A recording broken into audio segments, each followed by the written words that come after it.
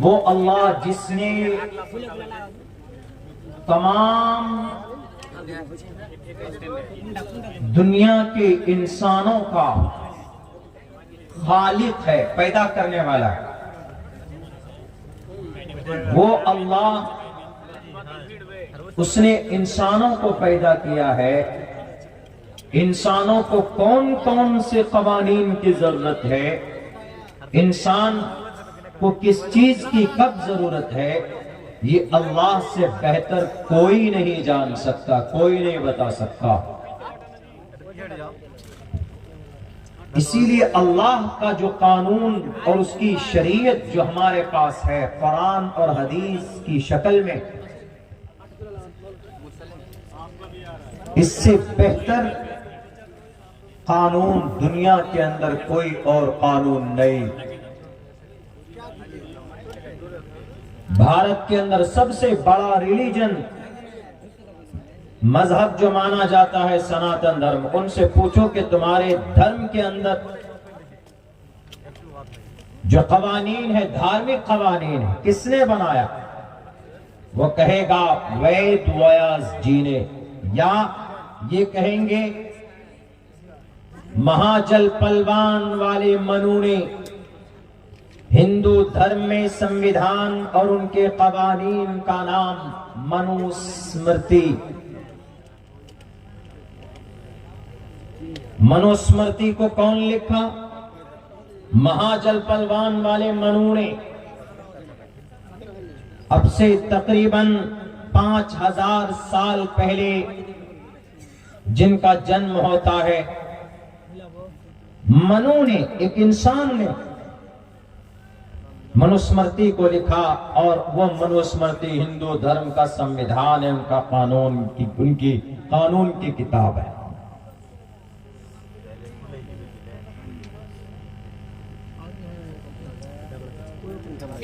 लेकिन मनु को कौन जानता है? मनु कहां से आया, मनु कब आया, कैसे आया, क्या उद्देश्य था, डिटेल से नहीं मिलता है। लेकिन कुरान कब आया, कैसे आया, क्यों आया, कहां पर आया, सब कुछ बताता है। अल्लाह का कानून कैसे आया? ये कुरान अल्लाह का कलाम है, क्या प्रूफ है? जी प्रूफ है। व इन्नहु लतंजीलु रब्बिल आलमीन, ये रब का कलाम है। क्यों आया?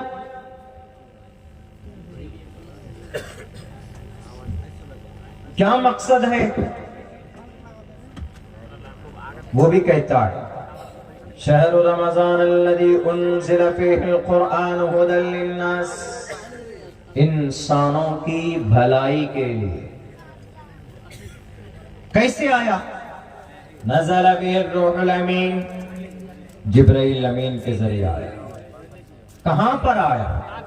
अला क़ल्बि जनाबे मोहम्मद रसूलुल्लाह के क़ल्ब अतहर पर। अब वहां से फिर पूरी दुनिया को पैगाम दिया गया। क्या फायदा होगा इस कुरान को पढ़कर? क्या फायदा होगा इस कुरान पर अमल करके? क्या फायदा होगा? मन अता अल्लाह व रसूला फक़द फाज़, जो इंसान अल्लाह और उसके रसूल की इत्तिबा करेगा, फक़द फाज़। This is Arabic sentence. The word is qad is used for surety. अरबी में लफ्ज qad माजी में, पास्ट में जब यूज करते हैं तो उसका मतलब होता है यकीन। फक़द फाज़, यकीनन वो इंसान कामयाब हो गया जिसने अल्लाह और उसके रसूल की इत्तिबा की, यानी जिसने कुरान और हदीस के मुताबिक अपनी जिंदगी गुजारी।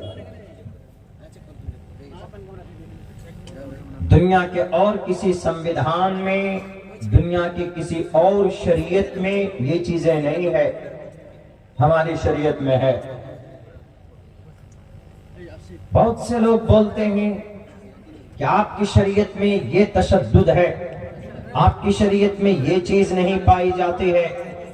आप तो मुसलमान हैं, आप सिर्फ धर्म की बात करते हैं, आप सिर्फ नमाज की बात करते हैं, आप सिर्फ अजान की बात करते हैं, आप रोजों की बात करते हैं, आप ज़कात की बात करते हैं, आप तरक्की की बात क्यों नहीं करते?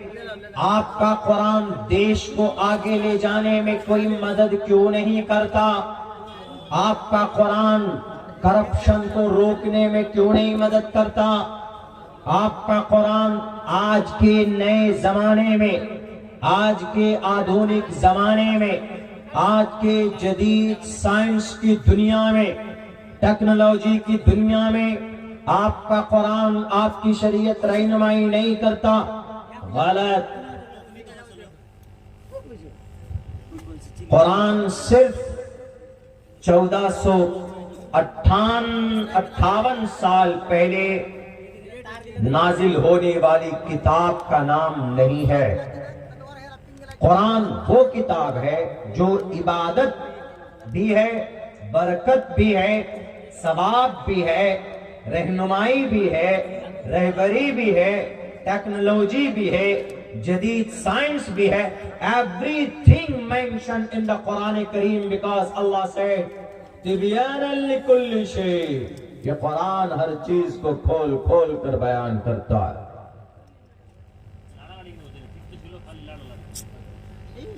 मिसाल के तौर पर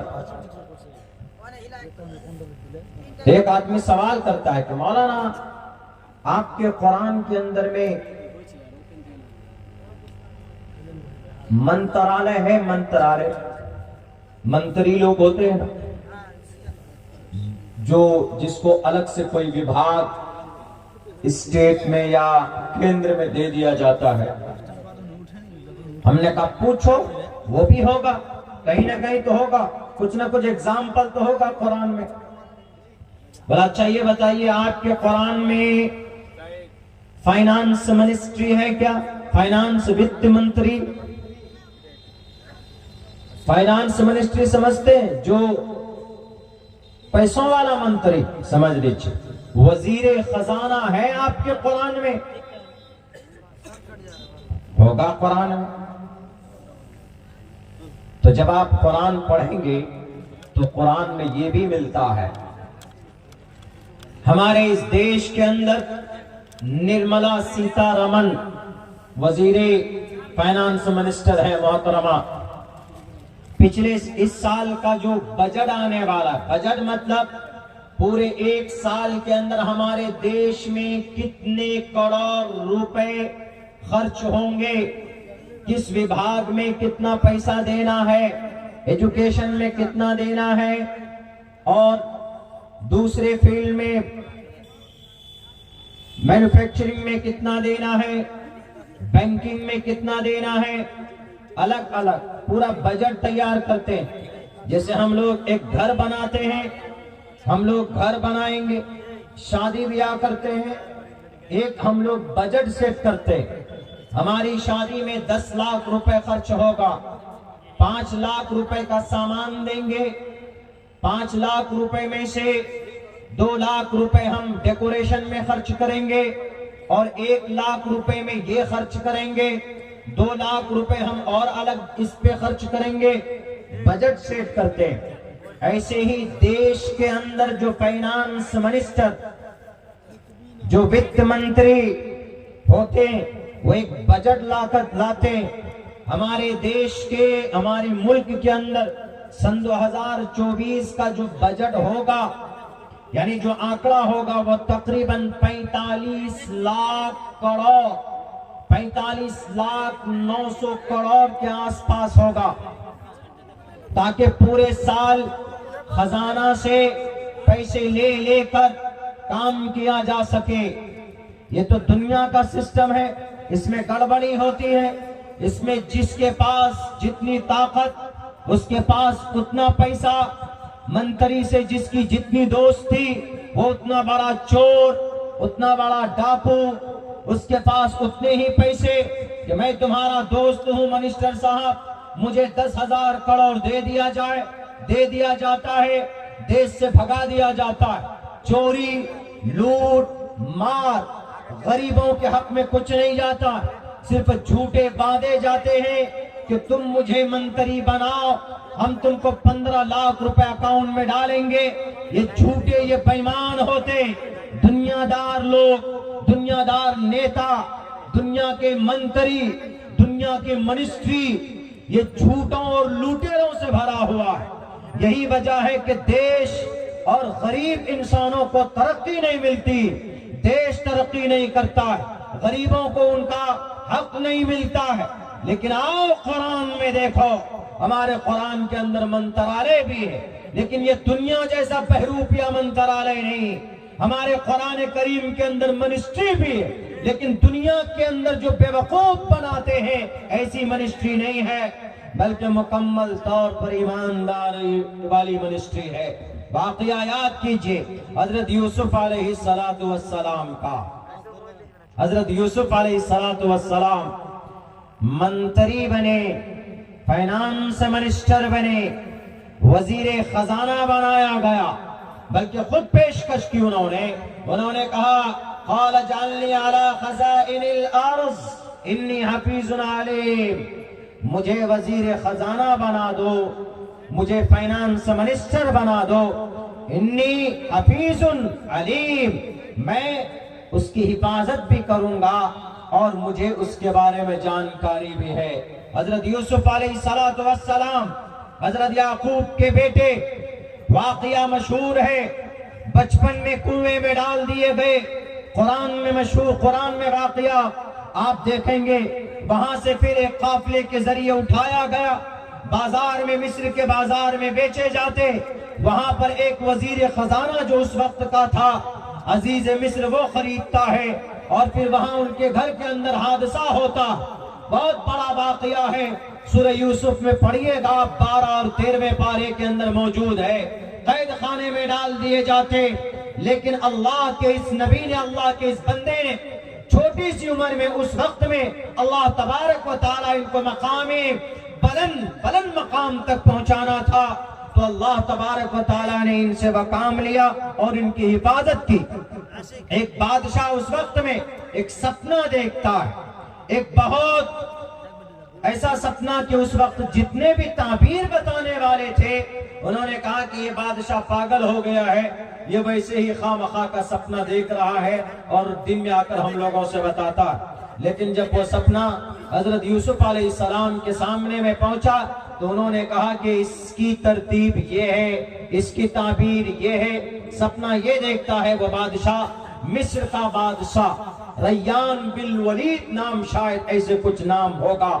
वो बादशाह सपने में देखता है कि 7 मोटी गाय माता, योगी जी की अम्मा, 7 माताएं, 7 गाय, मोटी गाय 7 दुबली और पतली गायों को खा रही है, और 7 सब्ज तरोताजा खोशे और 7 सूखे हुए बाली है, खोशे हैं। जब वो बादशाह इसके बारे में लोगों के सामने रखता है, अपने अनुयायी और अपने दरबार में उनके जितने भी जानकार होते हैं सबके सामने रखता है इस सपने को, तो सब कहता है कि आप तो खामखा वैसे ही ये शैतानी कुछ भी देख लेते हैं, बोलने लगते हैं, इसका कोई मतलब नहीं हो सकता। बहुत चर्चा होता है। उसके बाद फिर यूसुफ अलैहिस्सलाम को यह खबर पहुंचती, कैद में होते हैं, वहां से कैदी छूटता है तो कहता है कि आप मुझे इजाजत दें। वो फौरन वहां पहुंचते हैं तो फिर यूसुफ अलैहिस्सलाम कहते हैं कि इस ख्वाब की ताबीर ये है कि 7 मोटी गायें 7 पतली गायों को खा रही है। इसका मतलब यह है कि 7 साल तक खूब खेती होगी, खूब मकई और गल्ले अनाज पैदा होंगे। उसके बाद 7 साल के बाद में कहत साली का जमाना आएगा, कोरोना आएगा, कोविड आएगा, मिसाल के तौर पर। तो उन्होंने कहा अच्छा इसका ये मतलब है। बादशाह के सामने पेश किया जाता है। बादशाह कहता है कि बुला कर लाओ, ये ताबीर बताई है, मुझे लग रहा है बादशाह के सामने लाए जाते कैद खाने से बाहर, और वो कहते हैं कि अच्छा इससे उपाय क्या है बचने का? 7 साल तक तो खेती होगी, 7 साल तक तो काफी पैदावार, हम ऐश करेंगे, मौज मस्ती करेंगे, लेकिन 7 साल के बाद जब कोरोना जैसी बीमारी आएगी, जब कैद साली आएगी, तो उस वक्त में क्या करेंगे? 7 साल तक तो भूखे मर जाएंगे। तो हजरत यूसुफ अलैहिस्सलाम पे तरीका और तरतीब बतलाते, खुश कैद साली से बचने का तरीका। वो कहते हैं कि नहीं, डरने की घबराने की जरूरत नहीं है। सारे लोगों से कह दिए जाएं, जितने भी काश्तकार लोग हैं, किसान लोग हैं, उनको बता दो कि 7 साल तक खूब फसलें करो, खूब खेती करो, खूब गल्ले उगाओ और उनको स्टॉक करके रखो, खाने के बकद्र रख लो। उसके बाद फिर उनको स्टॉक कर लो कोल्ड स्टोर में, जो फैक्ट्रियां होती है स्टोर रूम में, आपके पूर्णिया में है जहां मकई की सीजन के अंदर में, वहां पर उनको स्टॉक किया जाता। उनको रखिए और बोरी में नहीं, बाली से दाने को बाहर निकाल कर नहीं, बल्कि मकई है, मकई के उसके पूरे घड़ी के अंदर ही दानों को रख दीजिए, उससे मत निकालिए बाहर। जो गेहूं है, गेहूं की पूरी बाली होती, उस बाली को ऐसे ही काट कर रख दीजिए ताकि ज्यादा दिन तक रहे। अगले 7 साल में जो जरूरत पड़ेगी, कैद साली की वजह से, खुश्की की वजह से, वो दाने निकाल कर फिर लोगों के बीच में बांटा जाए, तो अगले आने वाले 7 साल जो कैद साली के हैं वो आसानी के साथ निपटाए जा सकते। ये तरतीब बताते हैं कौन? ये तरतीब बताते हैं यूसुफ अलैहिस्सलातु वस्सलाम। कैद साली से निपटने का आज का ये मंत्री, ये मिनिस्टर ऐसा कर पाएगा? नहीं। आता है पैसा पीएम फंड में 25,000 करोड़ रुपए आए, ये गटक गया हमारा प्राइम मिनिस्टर साहब, किसी को पता ही नहीं चला, ये हजम कर गया। बल्कि सत्यपाल मलिक जो कई स्टेट के गवर्नर रह चुके, उन्होंने स्पष्ट किया है कि जो कोविड के अंदर जो पैसे आए थे 25,000 करोड़ रुपए पीएमओ के फंड में, जो लोगों ने चंदा दिया था कि कोविड जैसी मुहलिक बीमारी से कौम के लोगों को, इस देश के लोगों को, जनता को बचाया जाए, लेकिन नहीं बचाया गया। उन पैसों को पीएम मोदी साहब ने अपना दोस्त, अपना करीबी, किनको, अदानी को लगा दिया। शेल मार्केट में 20,000 करोड़ रुपए इन्वेस्ट किए, लेकिन जवाब नहीं दिया। ये तो घोटाले और डाकू और चोर हैं जो कुर्सी इख्तिदार पर बैठे हुए। ये गरीबों की क्या मदद करेंगे? 700 किसान अपने गले में फांसी का फंदा लगाकर मर गया, लेकिन उनको पूछने तक के लिए नहीं पहुंचा, न कोई पीएम पहुंचा, न किसी स्टेट का सीएम पहुंचा। आज के मंत्रालय, आज के मिनिस्ट्री के लोग, आज के पीएमओ के लोग, आज के सीएमओ के लोग, ये सब के सब चोर और डाकू और ये सब के सब लुटेरे हैं जो गरीबों के लिए नहीं सोचते हैं, जो इस देश के लाचार, बेबस, निहत्थे और मजदूर किस्म के लोगों के लिए नहीं कुछ समझते हैं, बल्कि अपना पेट भरते और अपने भागने वाले दोस्तों को हजारों करोड़ रुपए दान दे देते हैं कि जाओ तुम मेरे दोस्त हो। लेकिन इसका सही इस्तेमाल, मंत्रालय का सही इस्तेमाल कहां मिलेगा? कुरान में मिलेगा। हजरत यूसुफ फरमाते हैं कि जब ये सिचुएशन आने वाली है, इजालनी अला खज़ाइनिल अर्ज़, मुझे मंत्री बना दीजिए आप, मुझे मिनिस्ट्री दे दीजिए आप। हमने कहा कि देखो पागल आदमी, एतराज कर रहे थे ना तुम कि कुरान में आपका मंत्रालय नहीं है, कुरान में आपकी मिनिस्ट्री नहीं है। हमने कहा नहीं है। आज जो ये चोर और लुटेरे लोगों की जो मंत्रालय, जो मिनिस्ट्री है, करोड़ों रुपए सरकार गिराने में खर्च करते हैं, और सरकार जो एमएलए एमपीज होते हैं उनको जो फैसिलिटीज दी जाती है, उस तरह की आसाइश और आराम हमारे कुरान में, इस तरह की लूटमार नहीं है। हमारे कुरान में गरीबों की मदद है, जरूरतमंद की जरूरत को मुकम्मल करना।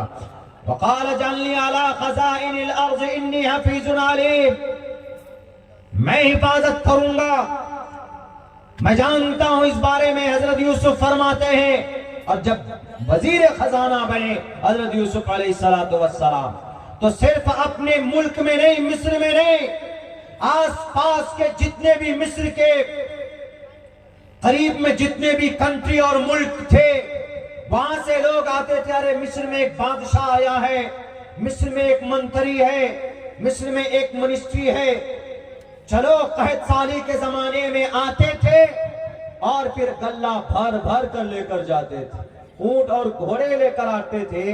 एक आदमी को एक ऊंट में जितना भी आ सकता था, उस वक्त उनको अनाज और गल्ला और आटे जो भी होता था उनको दिया जाता था और लेकर जाते थे, अपने पेट को पालते थे। सही मिनिस्ट्री देख रही है आजकल के करप्ट नेताओं। हमारे कुरान में गौर करो, तुमको सही मंत्रालय कुरान में मिल जाएगा। तिबियान लिकुल्ली शै, कुरान हर चीज को खोल खोल कर बयान करता है। और कुरान में कोई भी बात इंसानों की अगर उस पर अमल कर ले इंसान तो नुकसान होगा, ऐसा नहीं है। कुरान इंसानों की भलाई के लिए, कुरान में जो भी अहकामात है वो इंसानों की भलाई और उसकी कामयाबी के लिए है हमारे कुरान में। लेकिन पता है, आप कहेंगे कि मौलाना क्या बात कर रहे हैं, वी आर ऑल मुस्लिम, हम मुसलमान, हमारा रिश्ता कुरान से। क्या रिश्ता है कुरान से? सिर्फ कि भी हम कुरान वाले हैं, हम कुरान पर ईमान रखते हैं, तो कुरान को कितना जानते हैं? पूछिए, हमारा नौजवान बस्ती के अंदर में अगर हमारा 100 जवान की लिस्ट तैयार करें तो उनमें से आपको 25 नौजवान नहीं मिलेगा ऐसा जो आपको 2-3 सूरतें ढंग से सुना दे। वो सूरह फातिहा तक याद नहीं हमारे नौजवानों। कैसी कुरान से मोहब्बत है भाई। आपका जो ग्रंथ है, आपका जो संविधान है, अल्लाह का कलाम, अल्लाह की किताब, वो हमें याद नहीं। कुरान करीम की शुरुआत सूरह फातिहा से है, हमें वो याद नहीं है, हमें मोहब्बत नहीं कुरान से। जब हमारा रिश्ता कुरान से टूट जाएगा, जब हमारा रिश्ता कुरान से मजबूत नहीं होगा, तो फिर पता है हम क्या होंगे? हम तबाह बर्बाद होंगे। अल्लाह के नबी फरमाते हैं, तरक्तु फीकुम अमरैन, 2 चीजें छोड़कर जा रहा। 2 चीजें, कुछ नहीं बता अल्लाह के नबी ने, ज्यादा कुछ नहीं कि ये भी करो, ये भी करना, ये भी करना नहीं। तरक्तु फीकुम अमरैन, 2 things you have to follow, you have to remember by heart। 2 चीजें, तरक्तु फीकुम अमरैन लन तज़िल्लू, कभी भी तुम गुमराह नहीं हो सकते, कभी भी तुम डेमोरलाइज नहीं हो सकते। लन तज़िल्लू, कभी भी नहीं। मा तमस्सकतुम बिहिमा, जब तक तुम उनको पकड़े रखोगे। पकड़े रहने का मतलब क्या है? हाथों में से पकड़े रहना नहीं, उसको जानना, उस पर अमल करना। कुरान क्या कहता है, हदीस क्या कहती है, अल्लाह के नबी की जिंदगी क्या कह रही है, सहाबा का अमल क्या है। शादी करेंगे तो शरीयत का क्या फरमान है, ये फरमान है, इस पर काम करेंगे, इसके खिलाफ कोई काम हो रहा हो नहीं। Leave this thing because these are prohibited, these are हराम। करता है कोई नहीं। शादी के अंदर फजूल खर्ची कौन? मुसलमान। नमाज कौन छोड़ता? मुसलमान। शराब कौन पीता? मुसलमान। जिना कौन करता? मुसलमान। चोरी कौन करता? मुसलमान। है कि नहीं बताइए? सूद कौन खाता धड़ल्ले से? मुसलमान। हमारे नौजवान नशा करते हैं, कोरेक्स पीते हैं, सुलेसन सूंघते हैं और नटरा भेंट खाते, क्या क्या खाते पता नहीं। ये सब क्या कुरान शरीयत में जायज है? नहीं है। कौन करता? मुसलमान करता। नमाज पूछ लीजिए कि नमाज में क्या क्या जरूरी है। 1-2 सूरतें याद है क्या? सूरह फातिहा याद है क्या? सूरह इखलास याद है क्या? नहीं बता पाएंगे हमारे जवान। मैं तमस्सक तुम बिहिमा, अगर तुम पकड़े रखोगे, लन तज़िल्लू, तुम गुमराह नहीं हो सकते।